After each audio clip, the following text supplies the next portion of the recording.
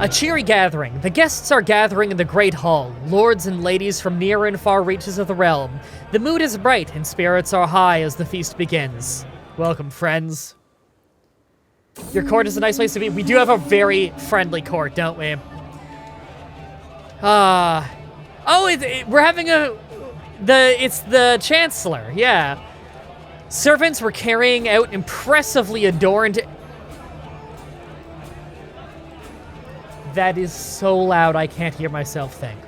Servants were carrying out impressively adorned entrements. A number of proud peacocks, skinned, cooked, and stuffed, then redressed in their magnificent plumage. However, as Reeve brought his knife close to one of them, the fowl came to with a shriek. This one was not cooked at all. It pecked at Herbert's nose, It pecked at Reeve's nose before bursting forth amongst the screams and laughing guests. As the bird ran wild, Reeve rose to the challenge. It proved great entertainment to see him desperately chasing the raving creature across the tables. In the end, he managed to scare the peacock towards the great hall doors, where it escaped into the night. No feast is complete without a prank. For 5 years, we have a medium health bonus because of the entertainment, and we don't gain as much stress. Shit, that's a good perk. Andy, love your streams. You're my favorite YouTuber. Thank you. Happy I checked out your streams. I came from Ratata Challenge and decided to stick around. Are you considering to continue Shield? I'll probably continue Shield a little in the future. I'm just so busy, you know?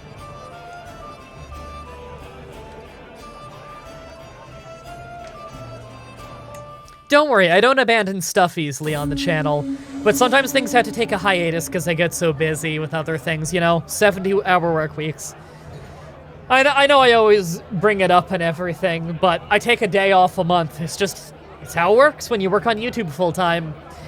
My feast ends. After days and nights of joyous company, my feast is over.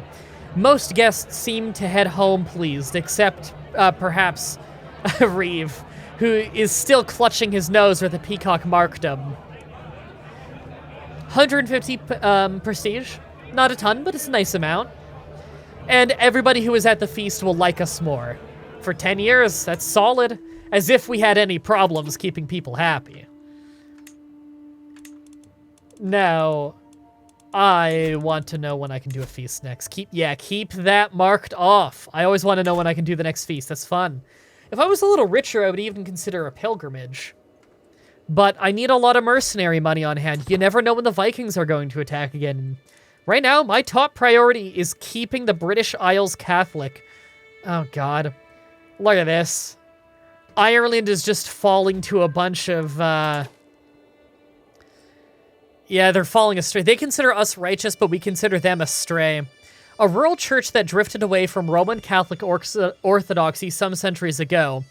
Insular Christianity has lost many of its once distinctive features at the insistence of its mother church. It yet retains a greater emphasis on penance and monasticism, so monasteries, and incorporates many traditional Celtic marriage customs foreign to wider Christendom. Okay, so this is a distinctly Irish branch of early Catholicism. Okay. Pluralistic.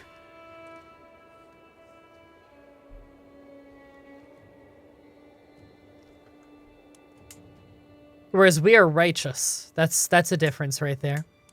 That's interesting. They don't consider deceitfulness a sin, but they do consider greed to be a sin. Likewise, they don't consider honesty to be a virtue, but they consider generous to be a virtue. They're also polygamous.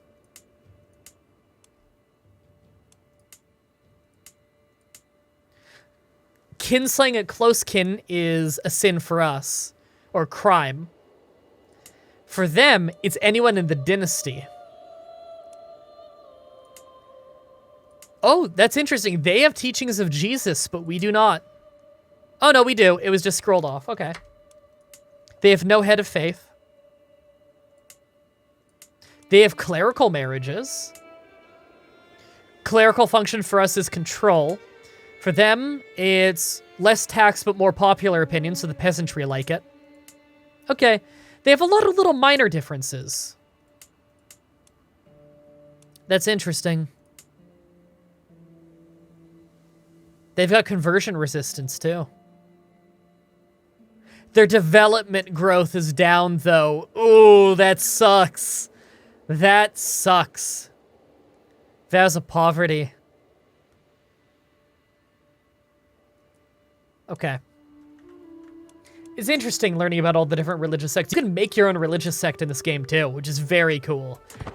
It's a great way to get branded a heretic, though, by the Pope, so let's not do that until we're real strong. Purchased AK3 a few days ago. Already have over 15 hours on it. You admit you don't get anything. I'm unable to achieve anything except for when declaring war. It's okay. You'll learn with time. All that matters is that you're having fun. Okay, Peacemaker is a really cool trait, and I just want to get to Gallant already because the bonuses on that are sweet. The monthly prestige one is big. Conversion or Holy War, which you prefer for the Irish? I don't think I can even Holy War them. They're not heretics. They're just slightly astray. Alright, Peacemaker makes it way easier to peace out of a war, which is super useful. Including piecing out of a war in your favor. You know, you can piece out at for instance, you can enforce demands at 90% war score rather than 100, which, believe me, that can really save you some time. How does tech in this game work? It's based on culture. The most powerful leader of that culture will pick whatever the cultural fascination is, and that's what gets worked on the most. The cultural fascination for us, for Anglo-Saxons, I believe, is our brother.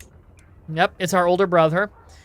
Because he's the head of House Wessex, and right now he's focusing on city planning, which is pretty good. Although, personally, I might work more on inheritance laws. But he's picked an okay one. City planning is perfectly fine. As soon as I see my rival Conrad on the other side of the church, I start to turn around, but to my surprise, Countess Kriemhild waves the boar tirelessly towards us. That's my wife. He has agreed to meet with you on neutral ground. It is unfortunate that two honest men such as yourself are feuding. Do you not think it's time to make amends? He fucked our old wife. We can stop being rivals? I will amend his face. Chances are we'd beat the shit out of him. Because he is not nearly... We have a combat press of 20. He's got 16. We have a 92% chance to wound him. We also have a 100% chance of making her hate him. By just explaining how awful he is. We could just stop being rivals, though. You know what? It's legitimately been like 10 years.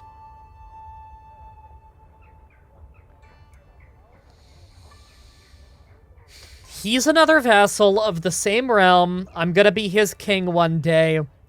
And I don't want him not paying me tax. How bad is the rival? -60 for rival. If we stop being rivals, we'll actually be on pretty solid terms. We're an honest man. You might be right. It's 10 years ago. It's time to bury the hatchet. Fellow vassal. He's an honorable adventurer. Honorable. Hey, how funny is it that he has the chaste trait, by the way? Look, just because we're on good terms now, we've buried the hatchet, doesn't mean I need to like the guy.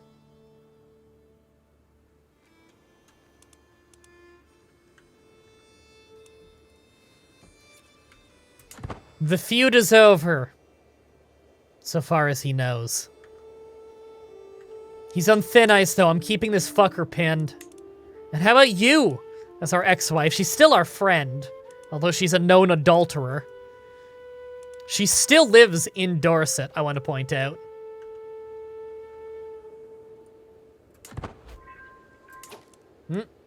Spymaster isn't covering Non-stop non-believers and sexual deviants, I want to point out. If we had the trait to be able to demand money out of people, it'd be so nice. Might be what I get next after I get Gallant and Serve the Crown. Actually, I might not even need Serve the Crown at this point, honestly. But I really want Golden Obligations, because you can demand payment for hooks, and that makes you a lot of fucking money if you have a good Spy Master. So I wouldn't mind taking a couple things in the beginning of the stewardship tree, then maybe going to learning for a little bit. I don't even need anything in diplomacy. We're such a good diplomat, although some of that stuff would still be good. +1 diplomacy on Reeve. Thank God our wife taught our Chancellor to be less garbage at his own job. Good. Because he has been terrible at that. We get half a prestige a month. We'll be getting more soon. Yeah, you can get a lot of prestige out of the August tree in diplomacy. That is true. That's all about being the most regal of ruler, you know? Yeah, money for hooks is very strong. People don't even really get mad when you demand money for hooks because they're getting rid of the hook. A new claimant. Of all the buffoonery I've ever seen, in Reeve's insane effort to improve my relations with my neighbor, my good-for-nothing Chancellor is officially acknowledged Countess Elgith's claim on the earldom of Somerset. This is the third fucking time in 10 years I have had a Chancellor accidentally admit a claim to a neighbor.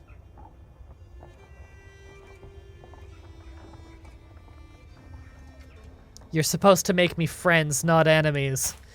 She likes us, she's a 12-year-old, but she is an evil blackguard. She's deceitful and sadistic. She's right here, on our border, on our north border.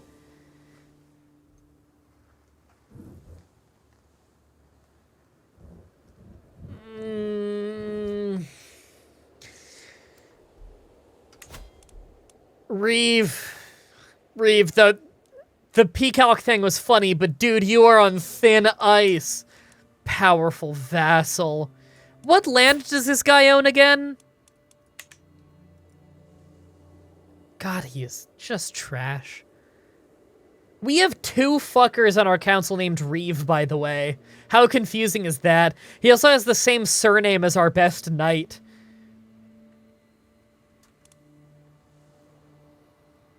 This fucking guy, this lowborn. He's a mayor, right? Republic?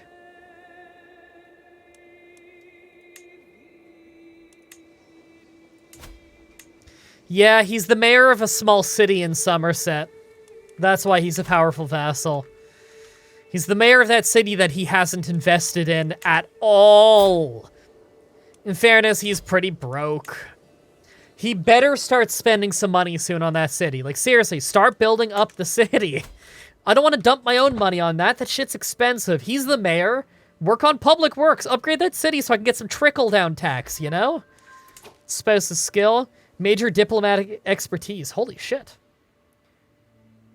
She raised her own diplomacy skill by 2? That's gonna raise mine more, because she's helping with diplomacy, right? Okay, I'm still at 32, but still, that's solid.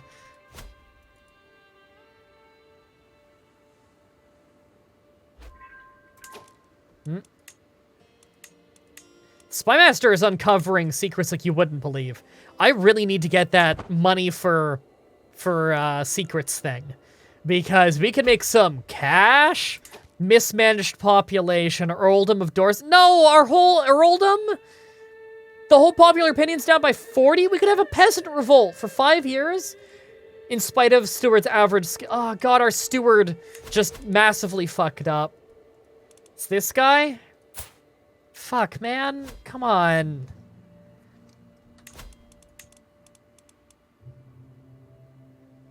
We could replace him with a guy who's, like, equally talented, but I don't want to. This guy is still slightly better. Fuck's sake. Okay. Okay. We have a good little bit of money here. This isn't going to be our land forever, though. Do I want to invest in this right now? Farms and fields would be good. It's cheap and the money is good. Backbone of an economy. Yeah, if we're in a plane, we really, really do need to get farms and fields. It's the simple, most money-making building you can do. Level 1 of it is already $50 a month, which is big. So right off the bat, it would pay for itself in, what is it? Okay, it would take a while for it to pay for itself, but with the other bonuses, it'll be good. All right, get them going and wear them. Getting that wheat. My court's pretty useless, but the Spy Master is solid. I do have a good Spy Master, I've got a good Bishop, and the Marshal's fine. He's been doing a good enough job. When can we invite the next ones? 887 AD, so it's a while off. Training a warhorse. As I inspect the stables, my gaze is drawn to a mare kept away from all others. She throws her head and stomps her hooves, displaying her powerful hindquarters and a well-arched neck. This creature has the best of conformations and the worst of tempers. Reeves has the title of mayor. Yes, has been stated multiple times, but yes, I stated that, in fact, out loud multiple times. Why are you taking it at me? I have never seen such a warhorse before, but the stable master insists that she is impossible to train. It might become my own steed. I could sell it for $50, which is a lot. Or I could become a... Knight effectiveness is good, but... I want to try and get it! I might get injured. The horse pins her ears back as I approach. Her disregard for me crystal clear. This first meeting is important to earn her trust and respect. I need to decide how to go about it. A steady handle work high with prowess and a bold personality. We are honest, just, gregarious, diligent. That is pretty bold. Gentle works with diplomacy or benevolent. We are quite benevolent because we are honest, and we are an incredible diplomat. Everyone has a price. Bring forth the apples. Intrigue and generous. I'm going to go with diplomacy and benevolent because we are the best diplomat in the universe. You know what? I'm curious. If I go to find character, I want all, everybody ever who's the best diplomat in the world. We are the best diplomat in the world. We have the highest diplomacy skill on Earth at this point in time.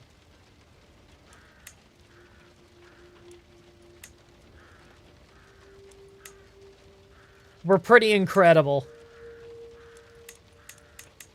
Who's the highest sum of all skills? Me. We have the highest grand total skill count in the world. Shit.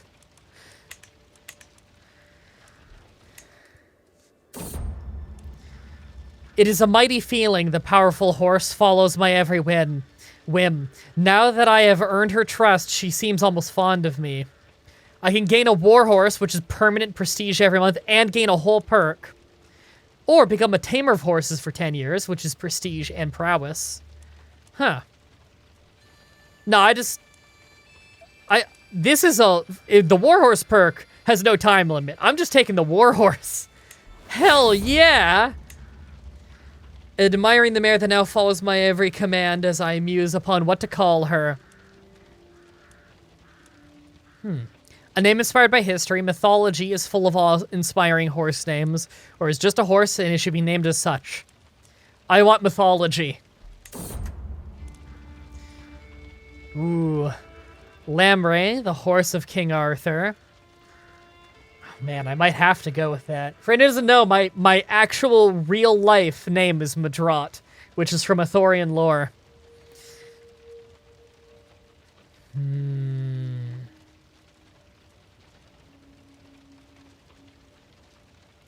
Ooh, Balius. That's a good name. I'm going Balius. That's a good name.